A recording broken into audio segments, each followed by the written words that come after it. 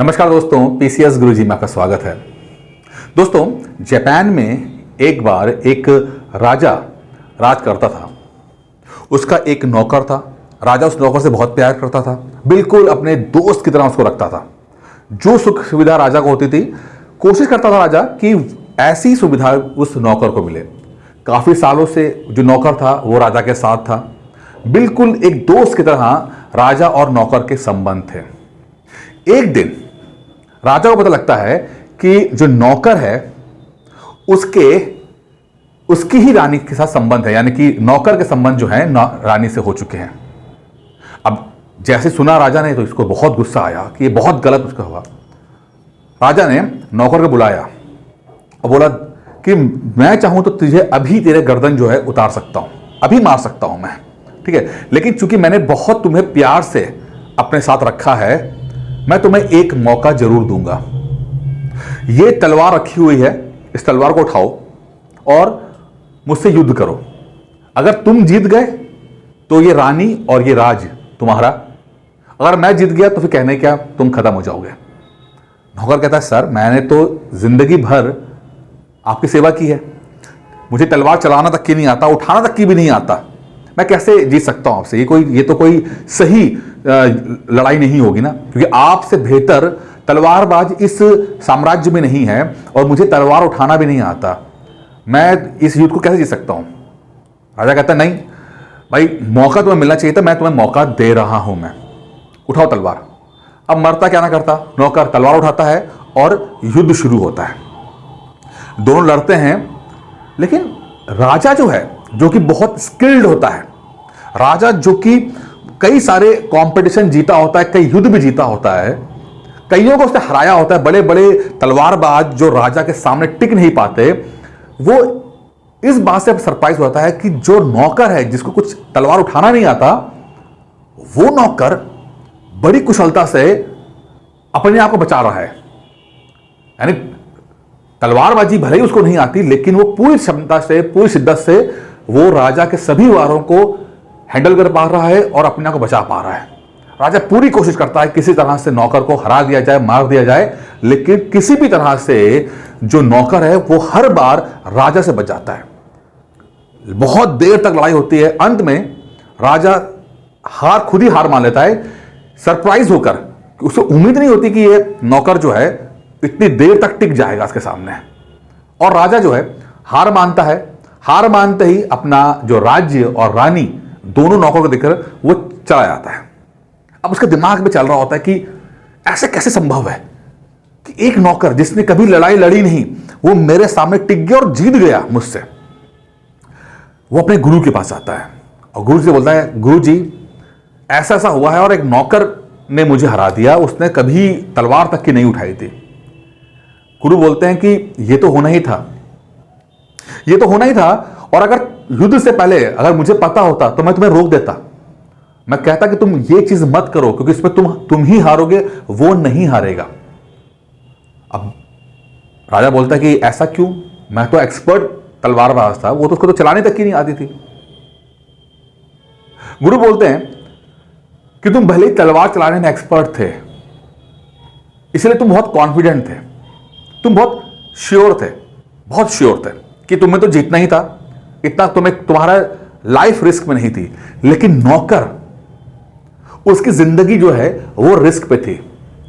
उसको जब वो तलवारबाजी कर रहा था तुमसे, तो उसको पता था कि अगर उसका एक भी सेकंड ध्यान हटेगा या उससे छोटी सी छोटी चूक होगी, वो मारा जाएगा।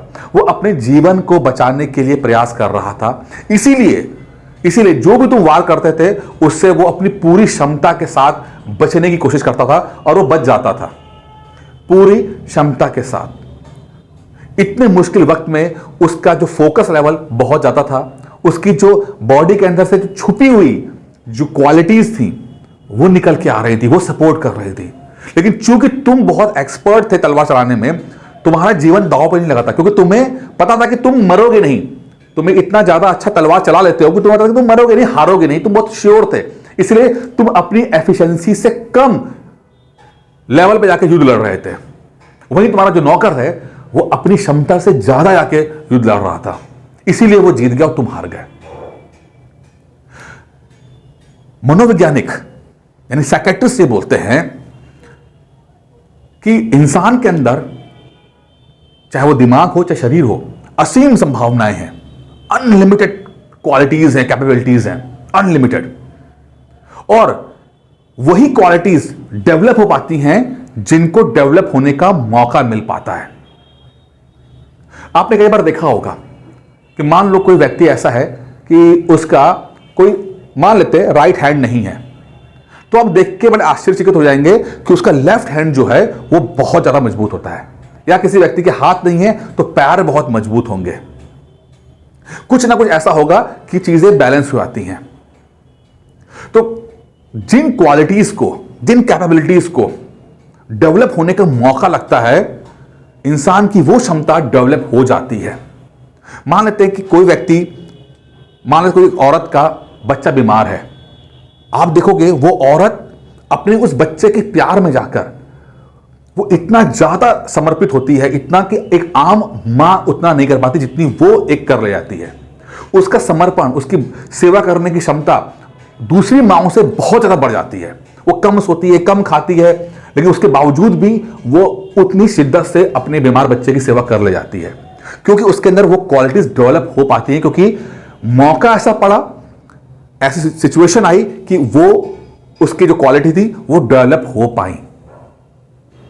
तो आपकी बुरी सिचुएशन जब होती है, और बुरी सिचुएशन में जो क्वालिटी की डिमांड होती है, वो क्षमता निखर के सामने आती है। आप में से जिसने भी इंजीनियरिंग की होगी, तो इंजीनियरिंग के अंदर एक बात हंसी मजाक में आती है कि इंजीनियर जो हैं वो एक रात पहले पढ़ लेते हैं, और इतना पढ़ते हैं कि अगर एक किताब भी हो उससे वो पढ़ के चले जाएंगे और एग्जाम देंगे और पास हो जाते हैं। मैं खुद एक इंजीनियर हूं, ये मैंने फील किया है कि पूरे सेमेस्टर भर हमें कुछ समझ में नहीं आना, कुछ पढ़ना ही नहीं हम लोगों ने as a engineer, as a engineering student. लेकिन एग्जाम से एक दिन पहले पता नहीं कैसी ताकत आ जाती है कि जो हम पढ़ रहे होते हैं वो याद हो जाता है। इतना हाई प्रेशर में इतना ज्यादा पढ़ लेते हैं कि जितना भी पढ़ना होता है, जितना भी कॉम्प्लेक्स चीज होती है, वो हम पढ़ते हैं, हमें याद होती है, और अगले दिन जाकर डिलीवर करते हैं, पास हो जाते हैं, भले उसके बाद भूल जाते हैं। ये होता है क्यों? सिचुएशन ने डिमांड किया, उस सिचुएशन में कि भैया कल पेपर है, तो हमारे अंदर की जो क्षमता थी उसने साथ दिया, और जो फोकस का कैपेबिलिटी थी, फोकस करने की, याद रखने की जो क्षमता थी, वो अचानक से हमारी बढ़ती है, और हम जो भी चीज पढ़ते हैं, जो देखते हैं, जो सुनते भी हैं, वो भी याद रख के डिलीवर कराते हैं, क्योंकि सिचुएशन की डिमांड थी। आप में से बहुत सारे लोग जो सिविल की तैयारी करते हैं बहुत ज्यादा परेशान रहते होंगे, बहुत समस्याएं होती होंगी, लाइफ में बहुत ज्यादा उधेड़-बुन होती है। जितना चाहते हैं सिचुएशन उस हिसाब से स्मूथ नहीं होती। रिस्पॉन्सिबिलिटी फैमिली की है, रिस्पॉन्सिबिलिटी परिवार की, जॉब की, उसके बाद आगे बढ़ने की इच्छा। और आप में से 10 में से 9 लोग, एक व्यक्ति की बात नहीं करूंगा, 10 में से 9 लोग उस सिचुएशन में कोलैप्स हो जाते हो, उस सिचुएशन में हार जाते हो। कभी भी डिसिप्लिन होकर पढ़ाई नहीं कर पाते, कभी भी जो चाहा वो मिलता नहीं, क्योंकि उस हिसाब से मेहनत नहीं होती है। लेकिन जो एक व्यक्ति थोड़ा सा अपने आप को मोटिवेट कर ले जाता है, थोड़ा सा अपने आप को पुश कर ले जाता है, थोड़ा सा अपने आप से जिद में आगे बढ़ जाता है, अचानक से उसकी कैपेबिलिटीज बढ़ जाती हैं। यानी एक व्यक्ति जिसका फैमिली है, जिसके जॉब है, पढ़ने के लिए समय कम है, आप देखोगे कि उसका टाइम मैनेजमेंट बहुत अच्छा हो जाएगा, उसको चीजों को याद रखने की क्षमता अचानक से बढ़ जाएगी, क्योंकि उसके पास समय कम है। और जब समय कम होता है तो हम समय कम वेस्ट करते हैं। अगर आप दिन भर किसी स्टूडेंट को रखोगे, ऐसा नहीं दिन भर पढ़ाई करेगा, वो पढ़ेगा 5-6 घंटे, लेकिन एक ऐसा व्यक्ति जो जॉब करता है, फैमिली है, अगर उसके पास 3 घंटे हैं तो आप देखोगे 3 घंटे पूरे के 3 घंटे 3 घंटे 3 घंटे पढ़ेगा। उसके बाद 24 घंटे थे, 24 में से 6 घंटे पढ़े उसने, इसलिए 3 घंटे में से 3 घंटे पढ़ाई की उसने। इसकी क्षमता, डिसिप्लिन होने की क्षमता बढ़ जाती है। तो सिचुएशन अगर खराब होगी तो आपकी कैपेबिलिटीज बढ़ जाएंगी, आपकी सिचुएशन खराब होगी तो आपकी कैपेबिलिटीज बढ़ेंगी। ये यकीन करना होगा आपको। आप अपने पर बिलीव करो, इस परमात्मा पर बिलीव करो, भगवान बिलीव करो कि ऐसी खूबी आपके अंदर है। बस आपको बिलीव करना होगा, यकीन करना होगा कि आपको आपका जन्म जो है वो सफल होने के लिए, पीसीएस बनने के लिए हुआ है। एक कहानी बस मैं अपनी बताना चाहूंगा। सबसे पहले जब चूंकि मैंने काफी लेट स्टार्ट किया सिविल सर्विसेज के लिए, तो सबसे पहले मैंने यूपीएससी की तैयारी की और पहली बार मैं यूपीएससी की तैयारी कर रहा था, पहला बार पेपर दे रहा था मैं। और उस समय तक मेरी शादी हो चुकी थी और मेरा बेबी, पहला बेबी जो है वो जन्म लेता है और एग्जाम होने में 1.5 महीना बाकी था। जन्म होते ही उसे कुछ मेडिकल प्रॉब्लम आ जाती है। मेडिकल प्रॉब्लम कुछ क्रिटिकल थी, ज़्यादा गंभीर थी, तो उसे एडमिट कराया जाता है और अगले 1.5-2 महीना वो एडमिट रहता है। अब जब वो एडमिट रहता है तो मुझे पूरा उस समय मई में एग्जाम था, मुझे आज भी याद है, आई थिंक 15 मई को एग्जाम था प्री का, यूपीएससी प्री का। और मुझे अगले 1.5 महीना मुझे उस हॉस्पिटल में रुकना पड़ा और उसमें उस मेहमान भी आ रहे हैं, मेहमान के मतलब जो देखने वाले आ रहे हैं वो भी आ रहे हैं, डॉक्टर्स भी आ रहे हैं, प्रॉब्लम्स भी बहुत है, मेंटल टॉर्चर भी है, फाइनेंशियल टॉर्चर भी हो रहा है। सब जैसे आप समझ सकते हैं कि अगर कुछ दिक्कत आती है, विपदा आती है, तो हर तरह की चीज़ें आपको फेस करनी पड़ती है। उस बीच में 2 ऑप्शन थे। एक ऑप्शन था कि एग्जाम को छोड़ दिया जाए, कि भाई इतना दिक्कत आ रही है, छोड़ देते हैं एग्जाम, कोई कुछ कहने वाला नहीं है, कि भाई सिचुएशन ही खराब है, बच्चा बीमार पड़ा है, कैसे पढ़ाई कर सकता है। लेकिन दूसरा रास्ता होता है कि आप अपने आप को पुश करो, थोड़ा सा पुश करो। तो मैंने डिसाइड किया कि मैं अपने आप को पुश करता हूं, छोड़ना कोई ऑप्शन नहीं है, आप अपने आप को थोड़ा पुश करते हैं।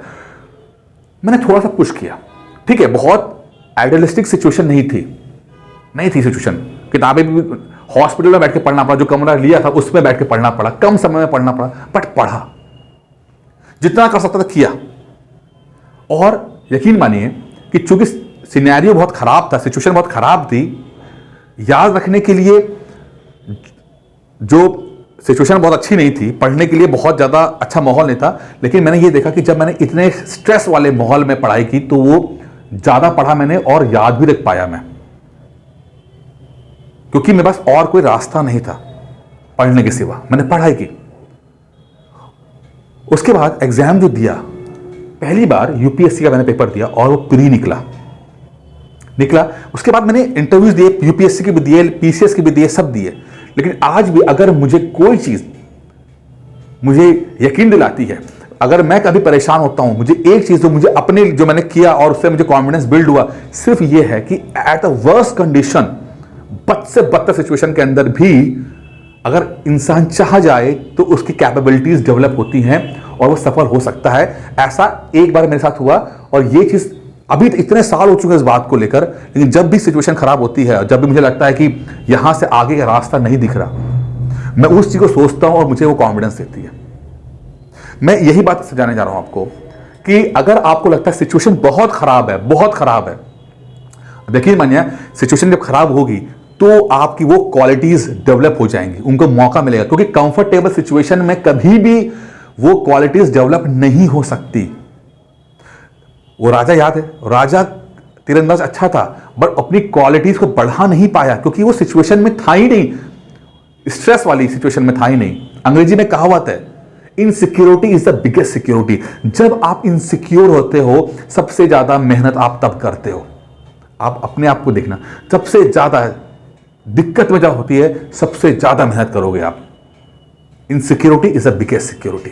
तो अगर पीसीएस के लिए अगर आपको दिक्कत आ रही है तो बस बिलीव रखना, बिलीव रख लोगे, आप देखोगे आपके अंदर, आपके शरीर के अंदर ऐसे परिवर्तन आएंगे, आपके दिमाग के अंदर ऐसी नई संभावनाएं क्रिएट होंगी जो आपको कभी कभी सरप्राइज कर देंगी, कि आपको लगेगा यार मैं इतना काबिल हूं, ये क्वालिटी मेरे अंदर थी, मुझे पता ही नहीं था। लेकिन वो चीज के लिए आपको पहले बिलीव रखना पड़ेगा, थोड़ा सा अपने आप को पुश करना पड़ेगा, थोड़ा सा अपने आप को लगना पड़ेगा। और आप अगर लग गए, थोड़ा सा लग गए, आप यकीन मानिए कि नई संभावनाएं खुल जाएंगी और आपको चीज सरप्राइज कर देंगी। आप खुद अपने आप ही सरप्राइज हो जाओगे। दिक्कत है तो मौका है। पीसीएस वही बनता है जो नई संभावनाएं क्रिएट करता है। पीसीएस बनने के लिए बहुत इंटेलिजेंट होना नहीं चाहिए। मैं हमेशा बोलता हूं पीसीएस का एग्जाम इंटेलिजेंसी का एग्जाम नहीं है, पीसीएस का एग्जाम धैर्य का एग्जाम है। थोड़ा धैर्यपूर्वक एफर्ट कीजिए और नई संभावनाएं, नई सफलताएं, नई मंजिल आपका इंतजार कर रही हैं। आगे इस वीडियो में इतना ही था। धन्यवाद।